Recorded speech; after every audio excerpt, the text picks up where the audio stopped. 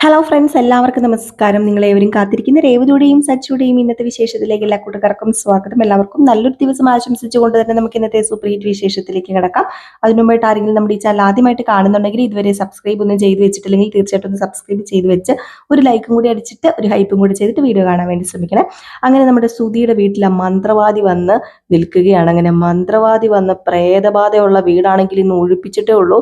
മാത്രമല്ല, പ്രേതബാധ വീടോ ആണോ ഇല്ലയോ എന്ന് അറിയാനായിട്ട് സാധിക്കുന്നു. അപ്പൊ സച്ചിക്കും അതുപോലെ തന്നെ രേവതിക്കും ചന്ദ്രയ്ക്കും രവീന്ദ്രനും ശ്രുതിക്കെല്ലാം വർഷയ്ക്കും ശ്രീകാന്തിനും ഒക്കെ ഇത് കണ്ടിട്ട് വലിയൊരു അതിശയം തോന്നും. പക്ഷെ ശ്രുതി വിളിച്ചു വരുത്തിയതാണ് കേട്ടോ.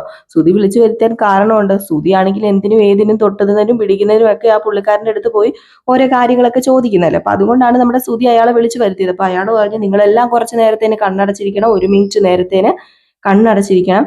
ഈ വീടില് ലൈറ്റ് എല്ലാം ഇപ്പൊ ഓഫായിട്ട്, പ്രേതബാധയുള്ള വീടാണെങ്കിൽ എൻ്റെ ലൈറ്റ് മാത്രം ഓണാകും. ഞാൻ ഈ കയ്യിൽ തൂക്കി പിടിച്ചിരിക്കുന്ന ആ ഒരു ലാമ്പ് മാത്രം ഓണാകും, ബാക്കി എല്ലാ ലൈറ്റും ഓഫ് ആകുന്നു. ഇത് കേട്ടതും അങ്ങനെയാണോ സ്വാമിജി എന്ന് ശ്രുതി ചോദിച്ചപ്പോൾ അതെ അങ്ങനെ തന്നെയാ എന്നൊക്കെ ഇങ്ങനെ പറഞ്ഞപ്പോഴത്തേക്കും എല്ലാവരും കണ്ണടച്ച് നിൽക്കാൻ പറഞ്ഞിട്ട് എല്ലാവരെയും കണ്ണടപ്പിക്കുകയാണ് കേട്ടോ. അപ്പം നമ്മുടെ സച്ചിക്ക് ഇതിൽ വലിയ വിശ്വാസമൊന്നുമില്ല. പിന്നെ രവീന്ദ്രൻ പറഞ്ഞ് എന്തെങ്കിലും ആട്ടെ, അവന്റെ വിശ്വാസമല്ല, അവന്റെ വീടല്ലേ, എന്തെങ്കിലും ആട്ടെ എന്നൊക്കെ പറഞ്ഞിട്ട് എന്ത് ചെയ്യുന്നു, കണ്ണടപ്പിക്കുകയാണ്. അപ്പൊ എല്ലാവരും കണ്ണടച്ചു കേട്ടോ. ഇത് കേട്ട് കഴിഞ്ഞപ്പോഴത്തേക്ക് നമ്മുടെ വർഷ ചോദിച്ചു, അങ്ങനെയൊക്കെ ഉണ്ടാകുമോ? പ്രേതബാധയുള്ള വീടാണെങ്കിൽ ലൈറ്റ് കിട്ടി പോയിട്ട് ഈ ലൈറ്റും കൂടെ ഓഫ് ആകുന്നു, അത് വിശ്വസിക്കാൻ പറ്റുന്നില്ലല്ലോ എന്ന് പറഞ്ഞപ്പോഴത്തേക്ക് സച്ചി പറഞ്ഞു, ഇനി വിശ്വസിക്കാൻ എന്തൊക്കെ കിടക്കുന്നു. അതെ, ഞാനൊരു കാര്യം ചോദിക്കട്ടെ മന്ത്രവാദി, അല്ല ഈ വീട്ടിലെ ലൈഫ് എല്ലാം ഓഫ് ആകുമ്പോൾ നിങ്ങളുടെ ലൈറ്റും കൂടെ കത്താതിരുന്ന എന്ത് ചെയ്യും? നിങ്ങളുടെ ലൈറ്റും കൂടെ ഓഫായി എന്ത് ചെയ്യും? അപ്പൊ ഇവിടെ പ്രേതബാധ ഉണ്ടെന്നാണോ ഇല്ലെന്നാണോ? അപ്പൊ അതിനർത്ഥം എന്താന്ന് ചോദിക്കുമ്പോഴത്തേക്കും, നിങ്ങൾ ആരും എന്നോടൊരു ചോദ്യവും പറച്ചിലൊന്നും വേണ്ട, ഞാൻ പറയുന്നത് നിങ്ങൾ എല്ലാവരും കേട്ടാൽ മതി. എല്ലാവരും 1 നിമിഷ നേരത്തേന് കണ്ണടച്ചിട്ട് ലൈറ്റ് എല്ലാം ഓഫായി പോയി കഴിഞ്ഞാൽ ഇത് പ്രേതബാധയുള്ള വീടാ. ഏതായാലും ഈ സമയത്ത് എല്ലാവരും ഭക്തിപൂർവ്വം കണ്ണൊക്കെ അടയ്ക്കുകയാണ്. ശ്രുതി അടച്ചു, വർഷ, ശ്രീകാന്ത് ഒക്കെ അടച്ചു കേട്ടോ. ഈ ഒരു സമയത്ത് 1 മിനിറ്റ് നേരം കണ്ണടച്ച് കുറച്ച് നേരം കഴിഞ്ഞപ്പോഴത്തേക്കും കറണ്ട് മൊത്തം അങ്ങ് പോയി. കറണ്ട് എല്ലാ മുറിയിലെ ലൈറ്റ് അങ്ങ് ഓഫായി. ഇത് കണ്ടതും എൻ്റെ ദൈവമേ, തുടങ്ങിയില്ലേ ശ്രുതി, അയ്യോ അപ്പൊ ഇത് പ്രേതബാധയുള്ള വീടാ എൻ്റെ ശ്രുതി, നമ്മൾ ഇനി എന്ത് ചെയ്യും ശ്രുതി, അച്ഛാ ഇനി എന്ത് ചെയ്യും, പ്രേതബാധയുള്ള വീടാണല്ലോ ഞാൻ മേടിച്ചത്, അയ്യോ ലൈറ്റ് എല്ലാം അണിഞ്ഞു പോയല്ലോ, ഇനി എന്താ ചെയ്യുന്നത്, ഇനി ആ പൈസ നമുക്ക് തിരിച്ചു കിട്ടുമോ? 30 ലക്ഷം രൂപയും 5 ലക്ഷം രൂപയും തിരിച്ചു കിട്ടുമോ? എൻ്റെ ഈശ്വര, നമുക്ക് ഇനി വീട് വേണ്ട ശ്രുതി, പ്രേതബാധയുള്ള വീട് എന്തിനാ ശ്രുതി നമുക്ക്? അപ്പോഴത്തേക്ക് ശ്രുതിയും പറഞ്ഞു, വേണ്ട വേണ്ട, പ്രേതബാധയുള്ളതാണ്, വേണ്ട വേണ്ട ശ്രുതി, നമുക്ക് ഒരു കാര്യം ചെയ്യാം, പൈസ തിരിച്ചു മേടിക്കാന്ന് പറഞ്ഞപ്പോഴത്തേക്കും പെട്ടെന്ന് നമ്മുടെ വർഷ പറഞ്ഞു, പൈസ തിരിച്ചു മേടിക്കാനൊക്കെ പറ്റുമോ? അതിന് പൈസ കൊടുത്ത പൈസ, എഗ്രിമെന്റ് എഴുതി കൊടുത്ത പൈസ ഇനിയിപ്പോ അവർ ചോദിക്കുമ്പോൾ തിരിച്ചു തരുമോ? ഇനിയിപ്പോ അങ്ങനെ അവർ തിരിച്ചു തരത്തൊന്നും ഇല്ല എന്ന് ഇങ്ങനെ പറയണം. അപ്പോഴത്തേക്ക് സച്ചി പെട്ടെന്ന് ഒരു കൈയൊക്കെ കൊട്ടി ഇറങ്ങി വരിക. പ്രേതബാധയുള്ള വീട്, എടാ സുധി, പൈസ തിരിച്ചു കൊടുത്തോടാ നീ, അല്ല പൈസ തിരിച്ചു മേടിച്ചോടാ നീ എന്നൊക്കെ പറയുന്നുണ്ട്. അപ്പൊ സച്ചി ഇറങ്ങി വന്നിട്ട് ഒരു ചിരിയോടൊക്കെ കൂടിയാണ് സ്റ്റെയറൊക്കെ ഇറങ്ങി വരുന്നത്. എന്ത് ചെയ്തു, നമ്മുടെ സച്ചി മെയിൻ സ്വിച്ച് എന്ന് ഓഫാക്കി കൊടുത്തു. ഏതായാലും ഈ സമയത്ത് നമ്മളെ മന്ത്രവാദിക്കിട്ടൊരു പണി കൊടുത്തതാണ് കേട്ടോ. എന്തായാലും സച്ചി പറഞ്ഞു, ഞാൻ ആ മെയിൻ സ്വിച്ച് ഓഫ് ആക്കിയതാരും പേടിക്കൊന്നും വേണ്ട, ഒരു പ്രേതവും ഇല്ല, ഒരു മണ്ണാങ്കട്ടയില്ല, ചുമ്മാ ഓരോ അന്ധവിശ്വാസം കൊണ്ട് നടക്കുകയാണെന്നൊക്കെ പറഞ്ഞു കഴിഞ്ഞപ്പോഴത്തേക്കും നമ്മുടെ മന്ത്രവാദി പറഞ്ഞു, അതെ പിന്നെ എന്നാ പിന്നെ എനിക്കങ്ങ് പോകണം, എനിക്കുള്ള പൈസ അങ്ങ് തരുവാണെങ്കിൽ ഞാനങ്ങ് പോയേനെന്ന് പറയുമ്പോൾ, പൈസയോ? എനിക്ക് പൈസ പിന്നെ വേണ്ടേ, എനിക്ക് പൈസ വേണം, എനിക്കൊരു 10-15,000 രൂപ വേണം എന്നിങ്ങനെ പറഞ്ഞപ്പോഴത്തേക്കും, 15,000 രൂപയോ? 15,000 രൂപ, അതിനിവിടെ പ്രേതബാധ ഇല്ലാത്ത വീടല്ലേ എന്നിങ്ങനെ പറയുകയാണ് ശ്രുതി.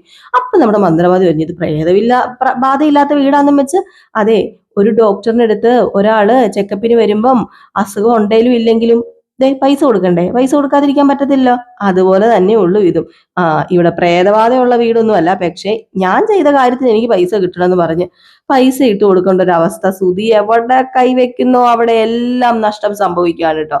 ഏതായാലും പ്രേതബാധയൊന്നും ഇല്ല എന്ന് അറിഞ്ഞപ്പോഴത്തേക്കും ശ്രുതിക്ക് ഒരു സമാധാനമായി. അങ്ങനെ കയ്യിലിരുന്ന കുറച്ച് പൈസ അങ്ങ് ഇട്ട് കൊടുക്കുകയും ചെയ്തു മന്ത്രവാദിക്ക്.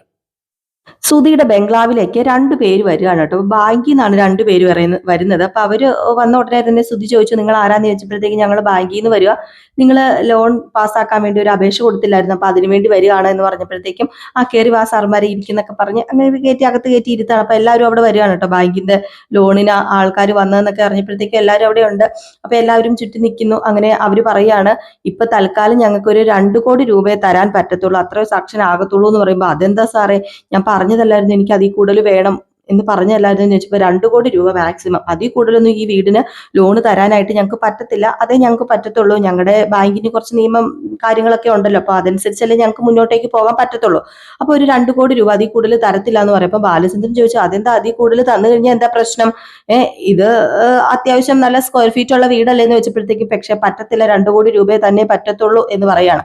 അപ്പൊ സുധി പറഞ്ഞു ഓക്കെ ഓക്കെ, എന്നാ പിന്നെ 2 കോടി മതി, ബാക്കി ക്യാഷ് ഞാൻ എങ്ങനെയെങ്കിലും അഡ്ജസ്റ്റ് ചെയ്ത് ഉണ്ടാക്കിക്കോളാം, ഞാൻ ഡോക്യുമെന്റ്സുമായിട്ട് നാളെ എന്തായാലും ബാങ്കിലേക്ക് വരാന്ന് പറഞ്ഞപ്പോഴത്തേക്ക് അവര് പറഞ്ഞു ഓക്കെ, എന്നാ പിന്നെ താൻ നാളെ ബാങ്കിലേക്ക് വന്നാൽ മതി, ബാക്കി ഡീറ്റെയിൽസ് ഒക്കെ നമുക്ക് അവിടെ വെച്ചെല്ലാം ചെയ്യാം എന്ന് പറഞ്ഞ് ആ ബാങ്കിലെ ആൾക്കാര് ഇറങ്ങി പോവുകയാണ് കേട്ടോ, വന്നവര് പോവുകയാണ്. അത് കഴിഞ്ഞപ്പോഴത്തേക്ക് നമ്മുടെ ബാലചന്ദ്രനും സച്ചിയും രേവതിയും വർഷയും ശ്രുതിയും ഒക്കെ ഉണ്ട്. അങ്ങനെ ചന്ദ്രയാണെങ്കിൽ അയ്യോ എന്റെ ദൈവമേ, എന്റെ മോനെ വിശ്വസിച്ച് അവര് 2 കോടി രൂപ കൊടുക്കാൻ പറഞ്ഞത് നിങ്ങളൊക്കെ കേട്ടോ, ആ നിലയിലേക്ക് അവൻ വളർന്നത്. എനിക്ക് ആശ്വാസമായി. എന്റെ പൊന്നു മോനെ, എന്റെ പൊന്നു ചന്ദ്രെ, എത്ര ലോൺ കിട്ടുമെന്ന് നോക്കിയിട്ടാണോ ഒരാളുടെ വളർച്ച നിശ്ചയിക്കുന്നത്? അപ്പോഴത്തേക്ക് വർഷ പറഞ്ഞു, അത് പിന്നെ ലോൺ എടുത്ത ശേഷം അവര് വീട്ടിലേക്ക് വരുമ്പം അറിയാം, ഇതുപോലെ ചിരിച്ചോണ്ടൊന്നും അല്ല വരുന്നത്, പിന്നെ അവൻ കൃത്യസമയത്ത് തന്നെ പൈസ തിരിച്ചടയ്ക്കും, എനിക്കറിയാം. അപ്പം സച്ചി പറഞ്ഞു കാണാം കാണാം എന്ന് ചന്ദ്രയും. ഏതായാലും ഈ സമയത്ത് ലോണിന്റെ കാര്യം എല്ലാം ഒക്കെ പാസ്സാക്കിയിട്ട് അകത്തേക്ക് കയറി വരുന്ന നമ്മുടെ ശ്രുതിയോട് പറയുകയാണ്, അവര് നമുക്ക് 2 കോടി തരാന്ന് പറഞ്ഞു, ബാക്കി 70 ലക്ഷത്തിന് ഇനി നമ്മൾ എന്ത് ചെയ്യും ശ്രുതി എന്ന്. അപ്പൊ ശ്രുതി പറഞ്ഞു, എന്റെ മനസ്സിൽ ഒരു ഐഡിയ ഉണ്ട് ശ്രുതി. എന്ത് ഐഡിയ ഉള്ളത്? അതെ ഞാൻ പറയാം എന്നും പറഞ്ഞുകൊണ്ട് ആ ഐഡിയ പറയുകയാണ്. പക്ഷെ ആ ഐഡിയ നമ്മളെ കേൾപ്പിക്കുന്നില്ല കേട്ടോ, അത് മ്യൂട്ട് ചെയ്ത് വെക്കുകയാണ്. ആ ഐഡിയ നമ്മുടെ ശ്രുതിയോട് മാത്രമായിട്ട് പറയാ, ആരെയും കേൾപ്പിക്കുന്നില്ല. എന്നിട്ട് ഈ ഐഡിയ എല്ലാം പറഞ്ഞു കഴിഞ്ഞപ്പോഴത്തേക്ക് നമ്മുടെ ശ്രുതി ചോദിച്ചു, എന്ത് ചെയ്യാം, എങ്ങനെയുണ്ട്, കൊള്ളാമോ? ആ കൊള്ളാം, നല്ല ഐഡിയ, നമുക്ക് ചോദിച്ചു നോക്കാം എന്നൊക്കെ പറയാം. അപ്പൊ എന്തോ ചോദിക്കുന്ന കാര്യമാണ്. ഏതായാലും ഈ ഒരു സമയത്ത് ശ്രുതിയും കയറി വരികയാണ്. അപ്പൊ ചന്ദ്രയാണെങ്കിൽ കഴിക്കാൻ ഫ്രൈഡ് റൈസ് പോരെ, കുടിക്കാൻ ചൂടുവെള്ളം പോരെ? അപ്പോഴത്തേക്ക് സച്ചു ചോദിച്ചു, സാധാ ഭക്ഷണമൊന്നും ഇല്ല ഇവിടെ, ജീവിതം മാറുമ്പോ എല്ലാം മാറും, അത് നിന്നോട് പറഞ്ഞിട്ട് കാര്യമില്ല. ജീവിതം മാറുമ്പോ എല്ലാം മാറുന്നോ? അതെ ഇവിടെ അങ്ങനെയൊക്കെയാ, മോഡേൺ ഭക്ഷണങ്ങൾ മാത്രമേ ഉള്ളൂ എന്ന് ഭയങ്കര പത്രാസ് കാണിക്കാനുണ്ടോ. ഈ സമയത്ത് നമ്മുടെ ശ്രുതി വന്നിട്ട് പറയാണ്, അതെ എനിക്ക് അച്ഛനോടും അമ്മയോടും ആയിട്ടും ഒരു കാര്യം സംസാരിക്കാനുണ്ടായിരുന്നു, ബാക്കിയുള്ളവരൊക്കെ ഒന്ന് പോയി തന്നാ കൊള്ളായിരുന്നു. ആഹാ അത് കൊള്ളാലോടെ. എടാ ശ്രുതി, ഇവര് കേട്ടാൽ എന്താ കുഴപ്പം ഞങ്ങളോട് പറയുന്നത്? നമ്മളെല്ലാം ഒരു കുടുംബത്തിലെ അംഗങ്ങളല്ലേ, അപ്പൊ പിന്നെ ഞങ്ങളോട് മാത്രമായിട്ട് എന്ത് പറയാനാ ഉള്ളതെന്ന് നീ പറയേ, എല്ലാരും ഇവിടെ നിൽക്കും, നീ പറ, ഞങ്ങൾ എല്ലാരും കേട്ടോളാന്ന്. അത് പിന്നെ അച്ഛ ബാങ്ക് മാനേജറെ പറഞ്ഞിട്ട് പോയത് അച്ഛൻ കേട്ടതല്ലേ, 2 കോടി അവര് ലോൺ തരത്തുള്ളൂ, ഇനിയും വേണോ വെച്ചാൽ 70 ലക്ഷം രൂപ. ആ അത് മനസ്സിലായി, അതിനിപ്പോ നമുക്ക് എന്താ ചെയ്യാൻ പറ്റുക? അത് പിന്നെ അച്ഛൻ വിചാരിച്ചു കഴിഞ്ഞാൽ ചെയ്യാൻ പറ്റും, എന്നെ ഒന്ന് അച്ഛൻ സഹായിക്കണം. നിന്നെ ഞാൻ സഹായിക്കാനോ? എങ്ങനെയാടാ ഞാൻ നിന്നെ സഹായിക്കുന്നത്? എന്റെ കയ്യിലെ ക്യാഷ് ഇല്ല എന്നുള്ള കാര്യം നിനക്ക് അറിയാന്നുള്ളതല്ലേ. അപ്പോഴത്തേക്ക് നമ്മുടെ സച്ചി ചോദിച്ചു, എടാ അച്ഛന്റെ കയ്യിലുള്ള ക്യാഷ് എടുത്തിട്ടല്ലേടാ നീ ഓടിപ്പോയത്? ആദ്യം പിന്നെ സച്ചി നീ മിണ്ടാതിരിക്കുക, ഞാനൊന്ന് പറഞ്ഞു തീർത്തോട്ടെ. എന്നാ നീ പറ.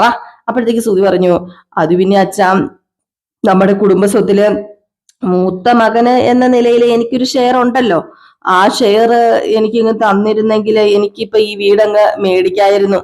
ഇത് കേട്ടത് നമ്മുടെ രവീന്ദ്രൻ അങ്ങോട്ട് വല്ലാണ്ടായി പോവാണ് കേട്ടോ, സ്റ്റക്കായി പോവാണ്, കണ്ണൊക്കെ വെളിയിൽ ചാടി. അപ്പൊ ശ്രുതി പറഞ്ഞു, അത് പിന്നെ വീട് സ്ഥലവും വിറ്റ് കിട്ടുന്ന ക്യാഷിൽ നിന്ന് എനിക്ക് എന്റെ ഷെയർ മാത്രം തന്നാ മതി അച്ഛാ എന്ന്.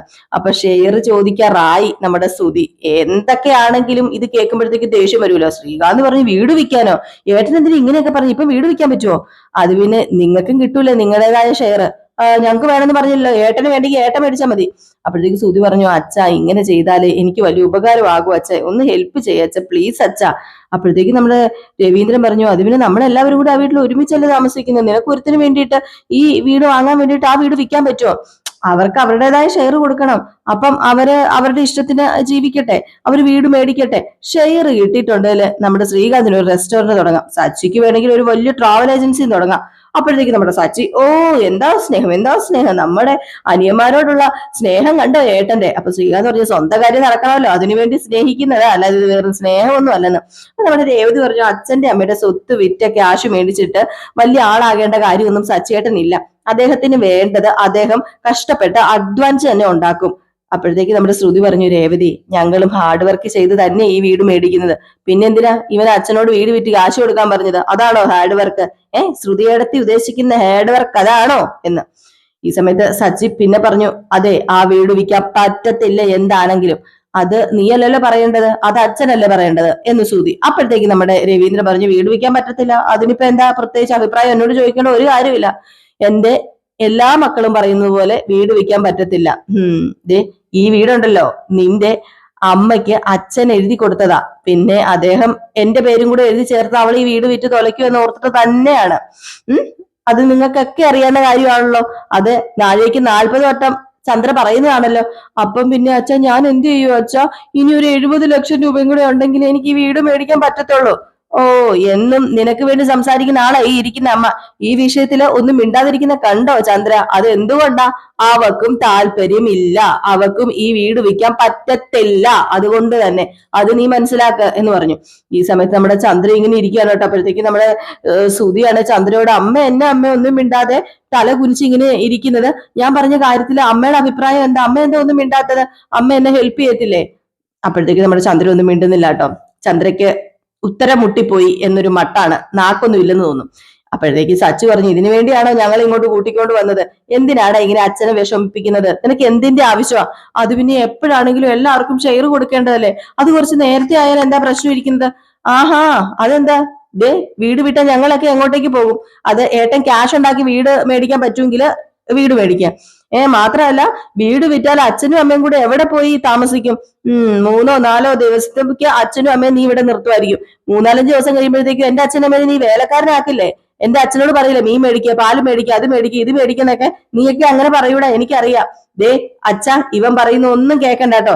ഇന്നത്തെ കാലത്ത് പലരും അച്ഛനമ്മമാരെ കൂടെ നിർത്തുന്ന അവരോടുള്ള സ്നേഹം കൊണ്ടാണെന്ന് വിചാരിക്കരുത്.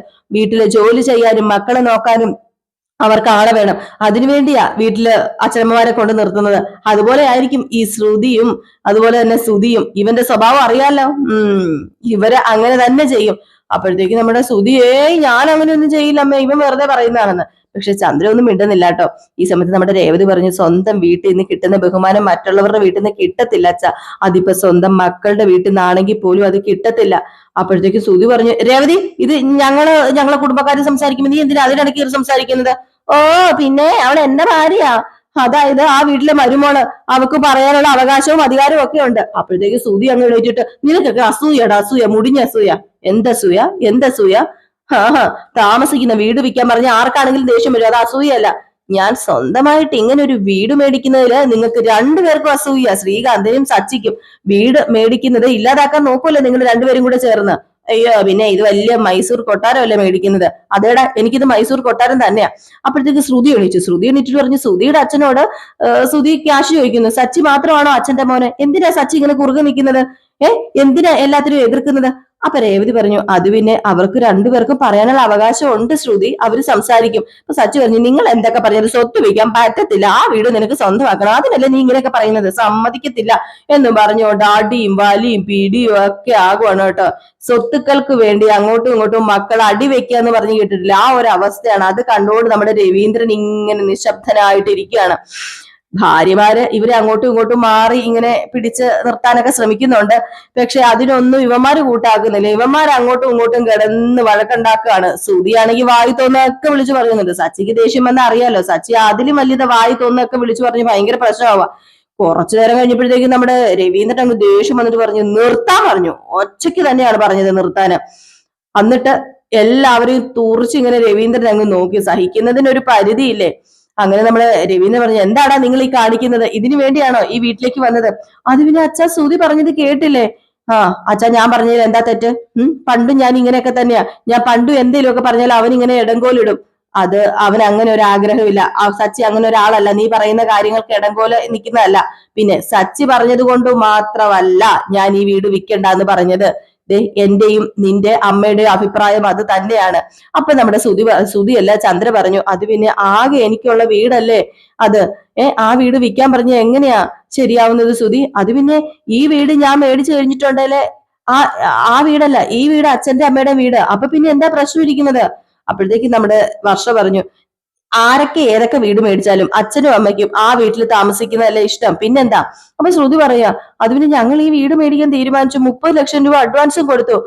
ബാക്കി തുക കൊടുത്തില്ലെങ്കിൽ ആ 30 ലക്ഷം കൂടെ പോവില്ല, അത് പിന്നെ തിരിച്ചു കിട്ടത്തില്ല. അതുകൊണ്ടാണ് ഞങ്ങൾ ചോദിച്ചത്. അതുകൊണ്ടാ ശ്രുതി സ്വത്തിന്റെ ഷെയർ ഒക്കെ ചോദിച്ചത്, വേറെ ഒന്നുമല്ല.